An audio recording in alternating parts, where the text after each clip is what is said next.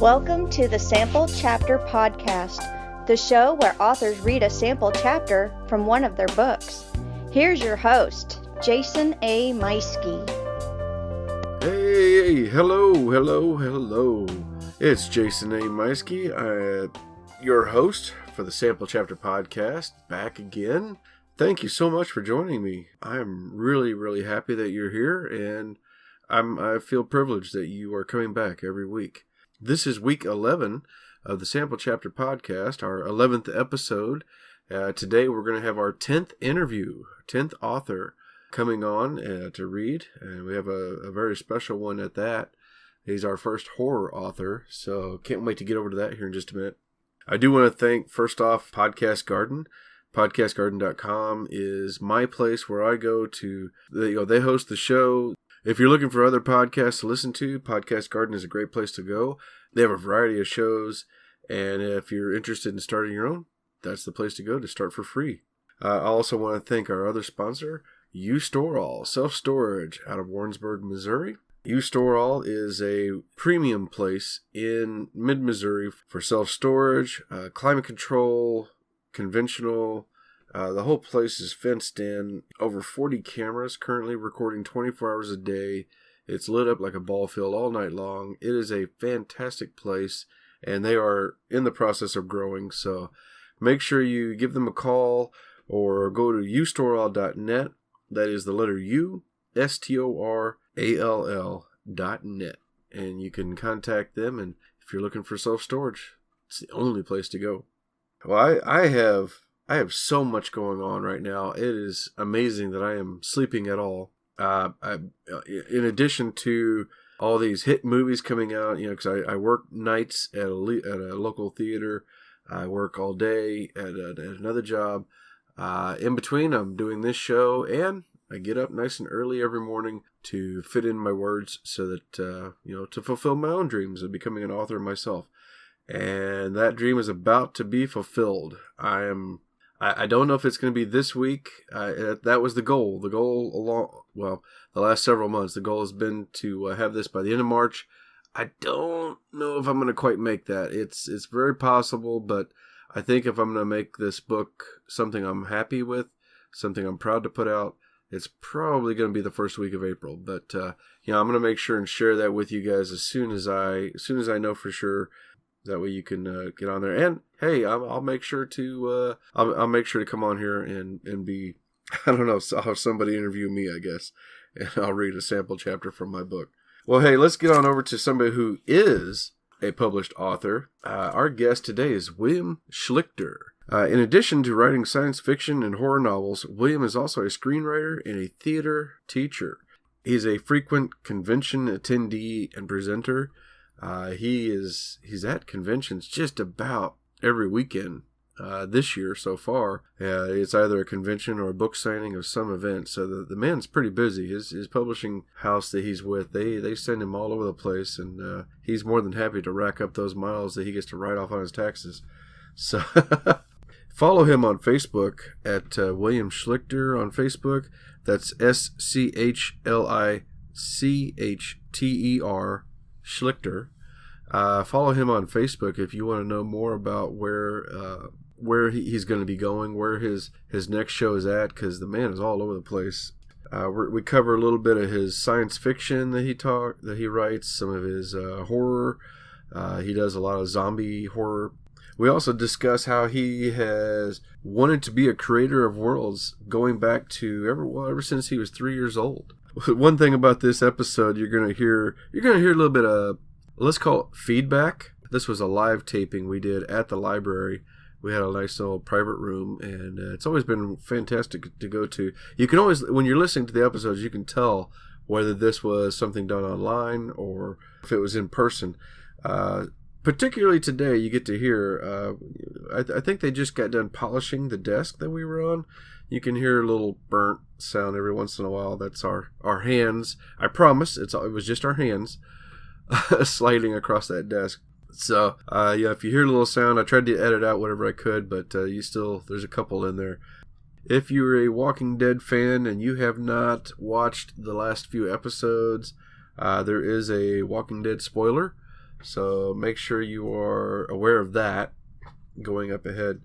One last thing I want to make sure and cover for Mr. Schlichter is that he is the author of the month with the publishing company, and he does have a giveaway going on right now for his science fiction story, Enter the Sandman. I'm going to have a link. It's over on our Facebook page. I've already shared one link for that. So make sure you head on over to our Facebook page at facebook.com/Sample Chapter Podcast. And you can follow that link, and it's going to be in the show notes as well. But you can pick up a free copy of that book just heading on over there. And that's this month only. So if you're listening to this podcast in March of 2018, go get a copy of the book real quick. I have a copy of this. I'm starting to read it now, and it's fantastic. I highly recommend it. Anyway, but yeah, right now to the end of March, go grab that book. And as for us, well, let's go talk to William. What do you say?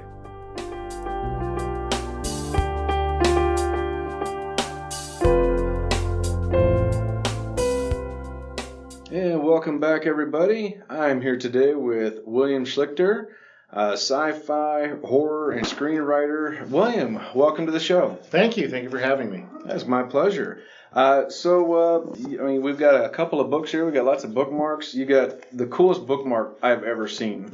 Oh, thank you. Any author. Tell us a little bit about yourself. I could read off of this, but I'd rather hear from you. I've always wanted to be a writer. I'm finally published. I teach high school and college. I teach theater, speech, and of course creative writing, as well as composition. I enjoy that quite a bit, and so working towards the writing career. I've won some awards and been recognized at a couple film festivals for a horror script I wrote, which did kind of break the ground to get me published. And I've always wanted to write sci-fi ever since I saw Star Wars. Star Wars, not A New Hope.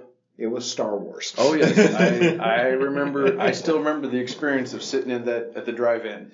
Yes, I was in the drive-in. I was 3.5 years old. I did fall asleep before the Death Star blew up, but I still remember going and watching that. And I thought, everybody wanted to come home and be Han Solo or Luke Skywalker, and I thought, no.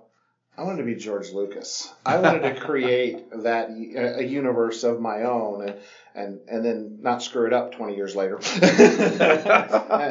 Please, if I write a Jar Jar Binks character, somebody just... Oh, that's fantastic. Well, now speaking of then, so creating your own universes, you've got a collection of them. Like we said, there you got your sci-fi, which would be like Enter the Sandman. Horror with No Room in Hell, and that's like a zombie series. Tell us a little bit about how do you come up with a catch that's going to make these stand out from other ones? Well, I actually won or was third place in the Broadcasters Education Association script contest when I worked on my master's degree, and I got to go to Vegas and get my award. That was really cool. But we can't talk about that because what happens in Vegas. But I wrote an episode of The Walking Dead, a spec script, which means it will never be made into an actual episode. But I wrote that. I had the characters down, and I kind of decided, I kind of wanted to write my own zombie story. I had all these great ideas that I wanted to follow, and I kind of wanted to fix some of the issues that The Walking Dead has. Like, my characters are really smart. They do not do stupid things, and yet they still have to deal with the zombies and other survivors and what's going on. Plus, I wanted to set the story in Missouri. Nobody ever seems to set zombie stories in the Midwest. Right. Very few. I've read one or two, but not very many. And I wanted to deal with what happens when people have guns and they have some resources, and what can they do with these supplies to deal with the zombie apocalypse from a different point of view. So it's always been my kind of idea to take what might even be a trope and totally bend it in the other direction. Yeah. I do that a lot in my sci-fi as well. You'll be cruising along and you'll think, oh, I've read this same story before. It's going to come out of nowhere and smack you. And you're going to go, whoa, what happened? How are we here? And I think that's a good thing because I like to bend those tropes. That's what I work with my creative writing kids in class too, is trying to get them to say, okay, we've seen this 1,000 times. How is it different for you? What are you going to do that makes it its different, its own unique story? And it just what the reading will do from the second zombie book. One of the problems with The Walking Dead is there's no out. There'll never be a happy ending in a zombie story. Right. But there has to be an out. There has to be something that sets it up that, there's an end goal. And I think that's missing, and I think that hurts, especially after they killed Carl, because I was always a fan of the Old Man Carl series. Spoiler alert. Oh, yeah. If you haven't seen it, you've been living under a rock, that's for sure. I always liked the Old Man Carl theory, that this was him looking back and the birth of this new world in which, hopefully in the end they make a better place. Right. So I think my characters are working towards trying to make it a better place, even though there are people that would rather run around and do whatever they wanted. For me, it took me years. I was literally I think 40 before I started to appreciate zombie movies. Because for me, it was I had a night where some friends stayed over and we watched heavy metal, and then we watched Night of the Living Dead, not the original, but the remake, where the naked lady walking down the street, and they were in the graveyard where they were burning the bodies and stuff, and it totally messed me up that they nuke the town at the end of the movie. Right. The waste goes into the sky, and then it rains, and it starts all over again, and that freaked me out more than anything else. That there's no end. No. You can't win, and. So that was it for me. You can't win, but you can get to a point where you can have a better life, I think, or you can do something, or it perpetuates it, and I think that's something I'm working towards. Plus, I have another idea that probably won't emerge until book 4, but they're working on it. Another direction I have not seen a lot of their zombie stories move towards. Plus, and I bring this up in the second book in 400 Miles to Graceland. There's what happens after a natural disaster. I mean, zombies happen and all of a sudden global warming stops. Oh. So, and now that's not the disaster that happens in the book. But, when there's a natural disaster, there's not going to be any FEMA to come get you. FEMA's done because they took off after the zombies started. Right. But we have a natural disaster, and these characters have to deal with zombies and the other people fighting them for the supplies and a natural disaster. So, and I really wanted to see how they dealt with that as well. So again, I'm trying to take these tropes or these things we see, all these events that we see in a lot of stories, and totally take them in a different direction. Or again, what happens with intelligent characters? And that was the brilliance of The Thing. John Carpenter's The Thing how do a group of actual intelligent scientists deal with a scary monster in the middle of the Arctic? Right. And I thought that was the same kind of idea, because you always have in most zombie movies, how are these people still alive? Right. They're making the worst choices ever that make no sense. Fear of the Walking Dead.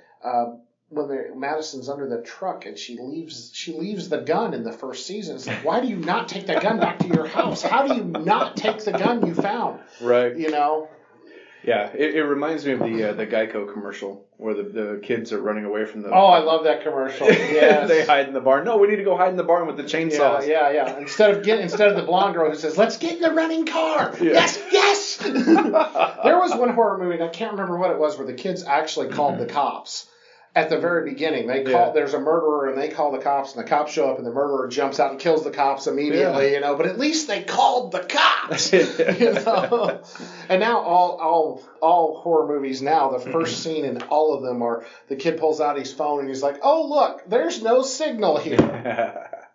No, okay, then drive away. Yep. And I get it, those are the stories that are easy to tell, and it's stories that we understand, but I think it'd be scarier, like yours, where they're doing everything right, but it still isn't working out. No. I agree, and that's the thing, and I also read a book years ago about an earthquake in New Madrid, and I thought it was the scariest thing ever because it talks about driving up the I-55 corridor. And it's like, I drove that every day, And in here, people have read this, and it's like, oh, I've been to these places. And I think that adds to that terror a little bit because it's like, oh, I've been there. I know where that's at. And we'll see what happens as far as that goes. I do play a little bit loose with time. Sometimes the characters need to get there a little faster for the plot.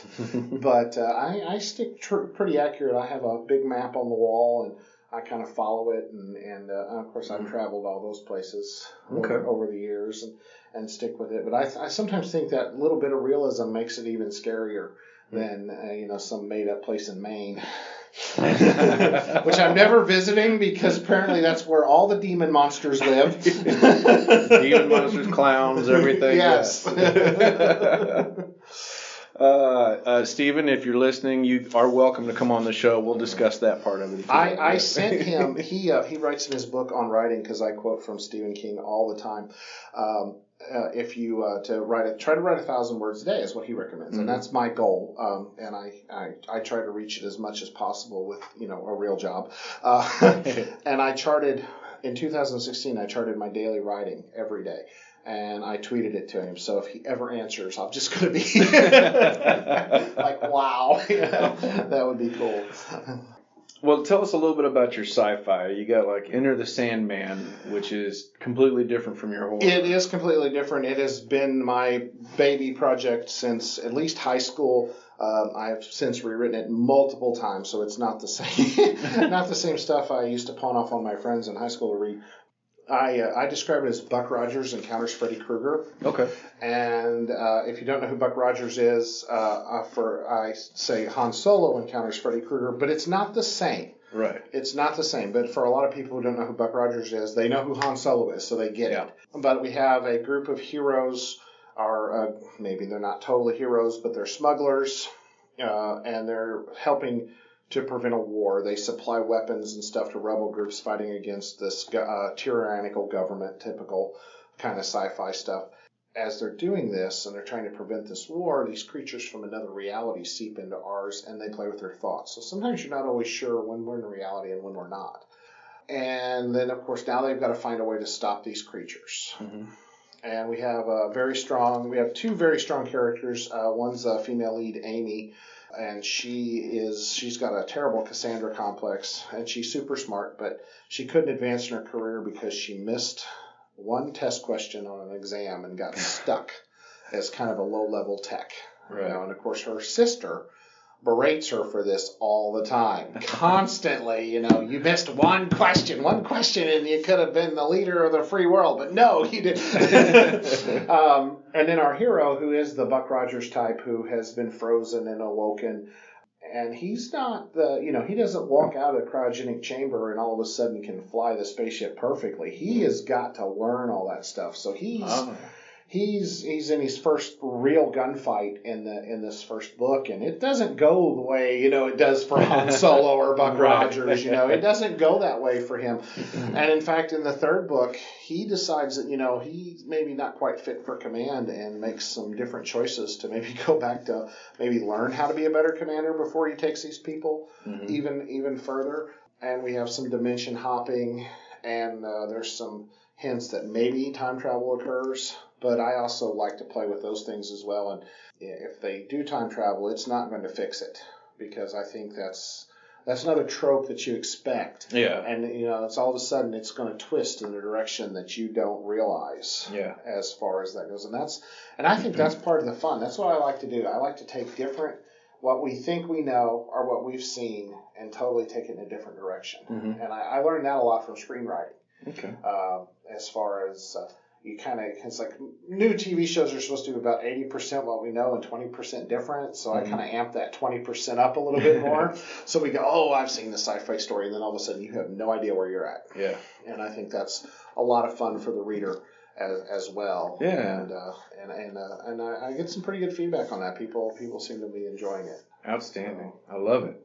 William, tell us, how can people reach you?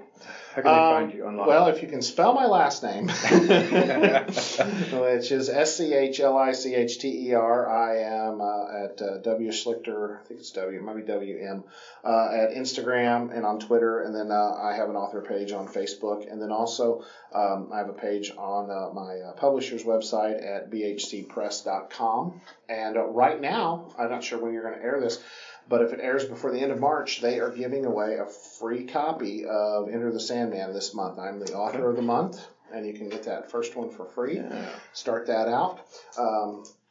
And of course, I post all that stuff. I also do a lot of cons and book signings. I love to go to Comic-Cons, and now I can go as as a work expense. And all that information, again, I post quite frequently and is on the VHC press website of all the events. I've got so many coming up. It's not funny. It's a lot of fun to go out and meet I didn't even think about that. I had it written down here and I totally glazed over it. But yeah, you are a very frequent convention attendee, presenter. You're always I see you all the time, like just about every weekend lately. Yeah. I've got 2 this coming weekend. One at a Barnes & Noble and one in Wichita. And then, And then I know every weekend in May, except the one I have to go to graduation for my high school kids, my student kids. But I'm going all over the country. I'm even going to try Tampa in August. That's fantastic. Bring some zombies to Florida. There you go. There you go. So tell us, what do you got coming up? My next actual project is due out October 5th. It is what I call my serial killer novel, which is actually what I have screenplay. My screenplay that in screenwriting contest, you were either the winner or a finalist. There was no like second or third place. So I was always a bridesmaid. I was a finalist. One competition though, I was a finalist out of 4,500 people. So I was like, yes. And it was a serial killer novel. And I had done a lot of research on this to make this serial killer very realistic. The kind of research where you read books. I didn't, go up and chat people up or anything. No misery events. And I did all that research. So I still had all this kind of serial killer stuff in my head. Yeah. So I thought about it and I thought, well, I want to write a story. And what about a group of serial killers? So this group of serial killers comes together, and I call the book Serial Killers Anonymous. And they come together and they start to talk about their killings and try to form a self-help group. And they're trying to recover, like a recovering addict. And so they have meetings and they discuss their killings. Spoiler, the first 39 pages, 11 people die. And it only gets more from there. But I try to explore the minds of several different serial killers. We explore 4 or 5 different characters directly, and their viewpoint, what they did. So I remind the reader that first-person narrators are very unreliable, and serial killers are super unreliable. But I think it'll be a lot of fun, and it'll be officially released October 5th is the release date, though I'm supposed to have some with me in the May shows I do. So you might be able to pick one up early. Okay. And I won't tell you no if you want to buy one, that's for sure. And then the next project after that will be, by demand, the third No Room in Hell book. Okay. And I'm not ready to quite give the title on that because I'm debating, it might give away the twist of, I love twists or cliffhanger endings. I know my sister is so mad about the second book. She wants to know who lives and who dies, and if I really killed some of the characters that she loves or not. And she's like, can't you tell me because I'm your sister? And I'm like, no. That's fantastic. Well, tell us, what are we going to hear today? What's the book? Well, my last release was No Room in Hell. The first book is The Good, the Bad, and the Undead, because even though the book is not campy, I love campy titles. I think that's part of the fun. Because zombies are supposed to be, yes, they're terrifying, but you got to have a little fun. And then the second book picks right up pretty quick at the end of the first one, and it's 400 Miles to Graceland. And I thought I might read the second chapter where we find, we'll just see what happens. Okay. Of the story. Like I said, it is mostly based in Missouri. We do branch out a little bit, and most of our survivors are pretty intelligent, and they're still trying to survive in this world because, people seem to fall apart pretty quick. I read a military study that said, we're 3 Happy Meals away from total chaos. So, after 10 months of the zombie apocalypse, we're in a lot of trouble. Yeah. So, oh my gosh. All right. Well, this has been fantastic. I really loved having you here. And we'll have to, as Serial Killers Anonymous gets closer, we'll have to have you back on and maybe read a sample from that. Oh, I would love to. I've got some great selections from that if your audience can handle gruesome disturbing. Fantastic. Yeah, those are the books you tell your mother you can't read. Like Eddie Murphy and a lot of those actors will be like, I finally did a movie my kids can watch. I need to write something my mother can read. All right. Well, thank you so much for being here. And ladies and gentlemen, we have William Schlichter and No Room in Hell. Chapter 2. Amanda always wanted great legs. Boys in high school thought she had a fantastic ass, but she desired shapely stems, gams, Beyonce dancing legs. 10 months of daily jogging granted her her wish. Every day she runs. Not for health, but to stay alive. The tight, well-formed calves lacked any adipose tissue or traces of cellulite. Had the world not ended, she'd be assured a job as a leg model, or maybe a body double from some scrawny, overpaid actress in a feature film. If the next home they raid had some baby oil or lotion, she'd like to shave and rub them smooth. Theo gawks every chance he gets. If they encounter a home with running water, she might let him help her groom. She misses the rough touch of a man's hands on her legs. Since her group thinned, she's not felt safe enough. It does take her pleasure center much stimulation for her to miss a full-out nuclear attack. Desires embrace every cell in her body, leaving her vulnerable. Even incited feelings by some one-night drunken grope fest would produce screams of passion attracting the infected. Theo's stolen glances are as far as he dares. He remains a gentleman, as much as possible when she must pee under guard or must remove tampons because the monthlies attract the undead. If they find a location she finds appealing, she may discover if Theo's a world rocker. Now Jarrett exerts the manly talent of fire building. He used a hunk of ice last winter to ignite flame. She'd never believed if she hadn't been there. Twigs and dry branches shatter under the approach of the undead. They shamble through the underbrush, snarling, the distinct moan-howl haunting every survivor's dream. Amanda flips open the cylinder on her snub-nosed .38. 4 live rounds. She'd been saving the bullets, one for herself. Jarrett clubs an undead with a log he ignited. The rags of the infected spark. Flaming undead are frightening because they don't stop, drop, and roll like a living person. They don't stop, just burn and eat. Intended or not, the flame corpse illuminates the immediate area, giving Amanda light enough to take careful aim. Bam! Brrr! Machine gun fire sprays through the encroaching infected. They fall with the moan howls ceasing as soon as their heads explode. Amanda shoots the burning corpse, only to have headlamps blind her night vision. Forced, she shields her eyes with her forearm. Men in military fatigues hustle her into the front of the seat of a jeep. More gunfire erupts. As her eyes adjust to the false daylight, Jarrett climbs into the bed of the truck. She whips her head around. No sign of Theo. "Heard!" a soldier's voice warns. Not surprising, being this close to Memphis means more undead. She'd seen 2 herds and lived. Thousands, maybe 10,000s.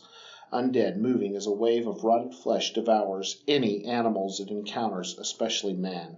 "Where's Theo?" she demands. The soldiers ignore her. Within seconds, the machine gun fire ceases. Her ears ring. The vehicle speeds along the highway. Escaping the herd, the male soldiers still refuse to speak to her. Not sure where she stands, Amanda hikes her leg, allowing her foot to rest on the dash. She attempts to enjoy the moment. She's had little time to let her hair down, and in minutes her world could return to violence, most likely with her at the head of a train of men. Their peaks lost their flatter after the first few refused to glance away. She smells their lust. Hunger permeates towards her. Behaving like a nun wouldn't protect her, nor will flaunting herself. She slides her bottom over, using the dash as leverage to prep her body for a leap from the moving jeep.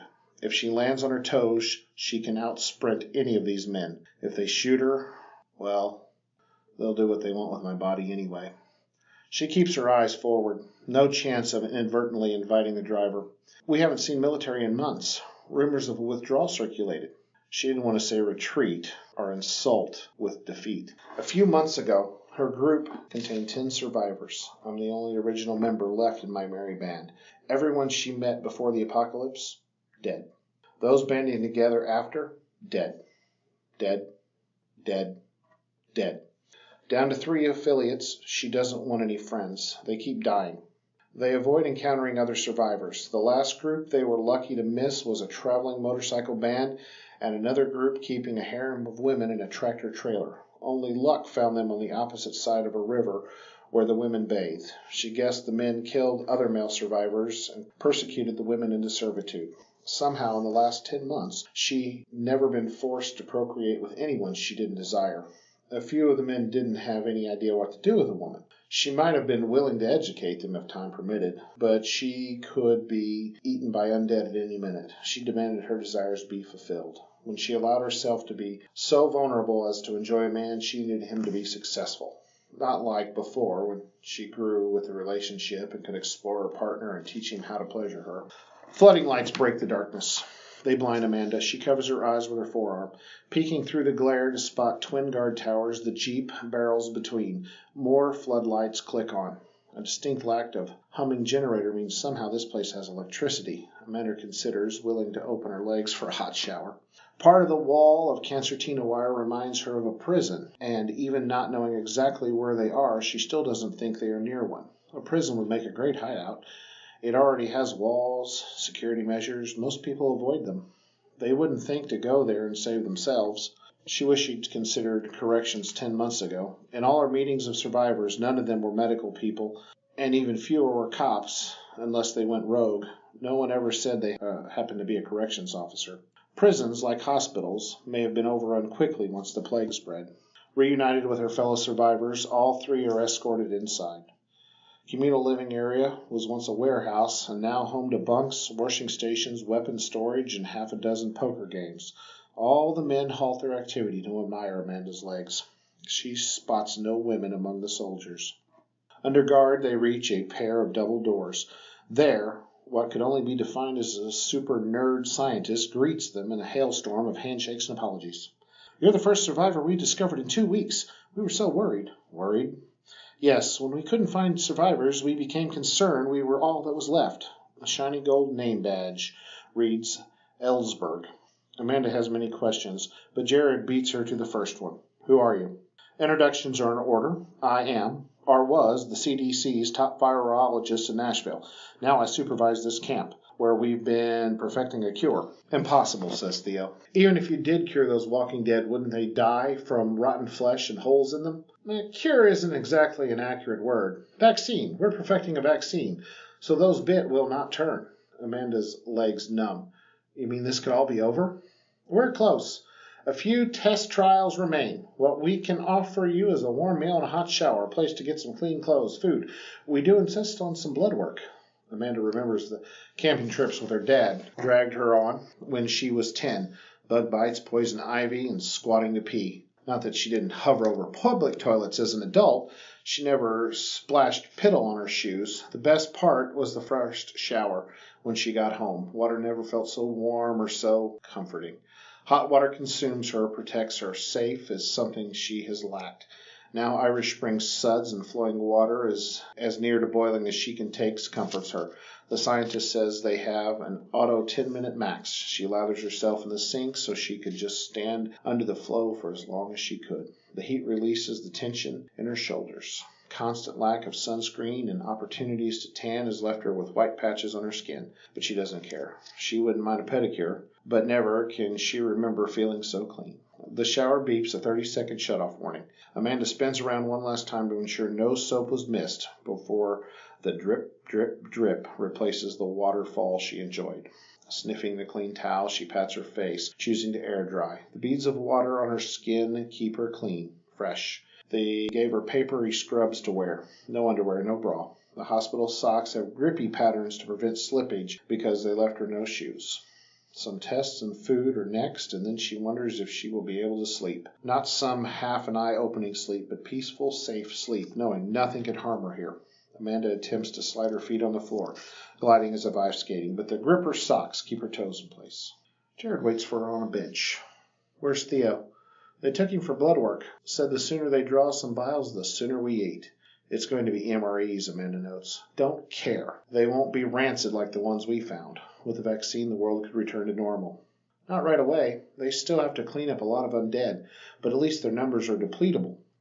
"No more worries about being bit," she says. "What a fantasy to rebuild the world. How long do you think it will take?" "Years. The country will become a new frontier and have to be explored all over again." A man in white scribs waves to Jared. "We're ready for you now." "Where's Theo?" "Getting a bite."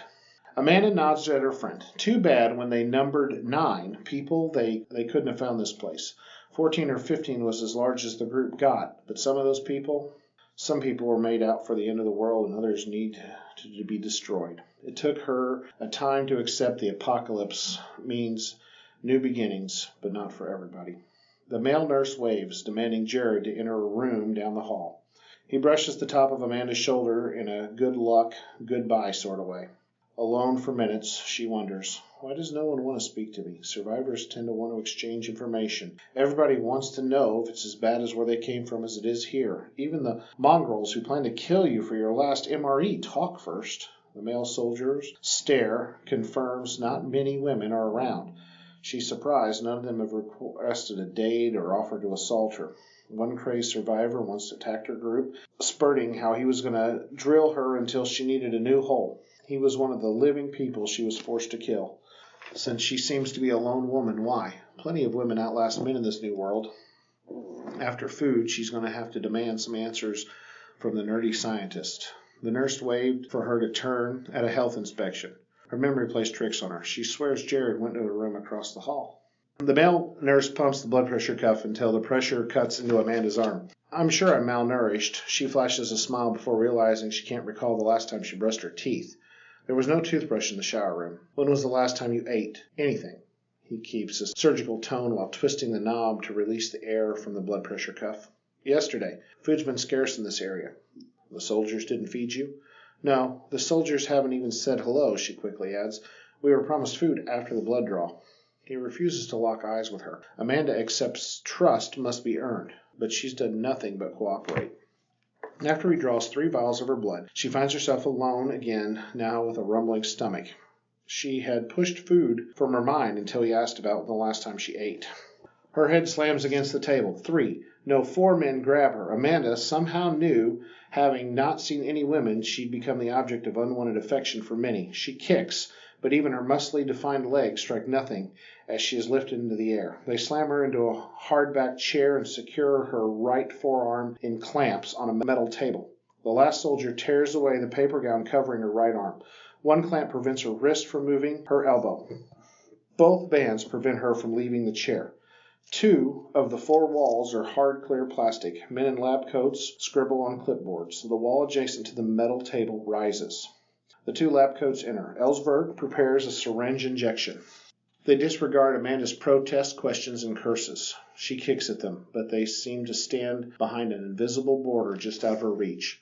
Familiar moan howls jerk her head in an opening wall. The scientists ignore her. Secured by a steel trap-line catch pole, 2 soldiers force a snarling dead man at the table.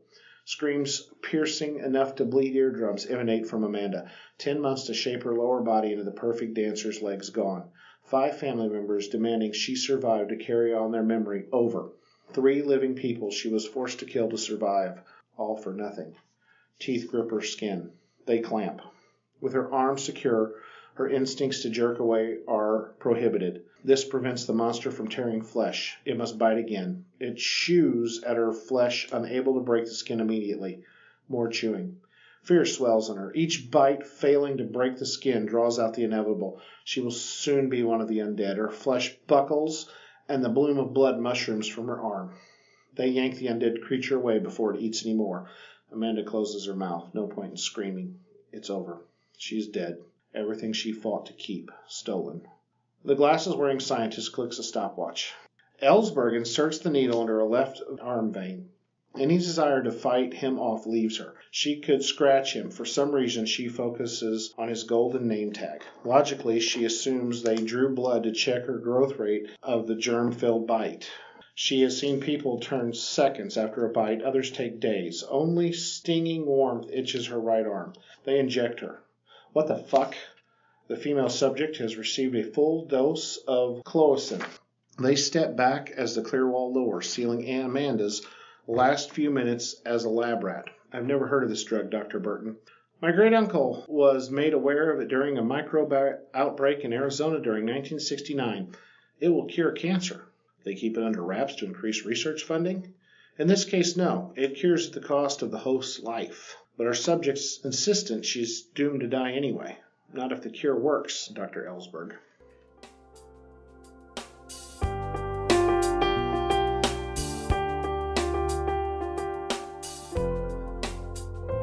And there you have it. That was William Schlichter reading from his zombie horror series, No Room in Hell, 400 Miles to Graceland. Thank you so much for coming back this week. If you do like this show, make sure you rate us wherever it is that you're listening to the show. Don't forget to hop over to our Facebook page at facebook.com/samplechapterpodcast. You can like the page for any links and stuff that I'm going to share. Hey, don't forget to tune back in next week for another exciting guest. Bye.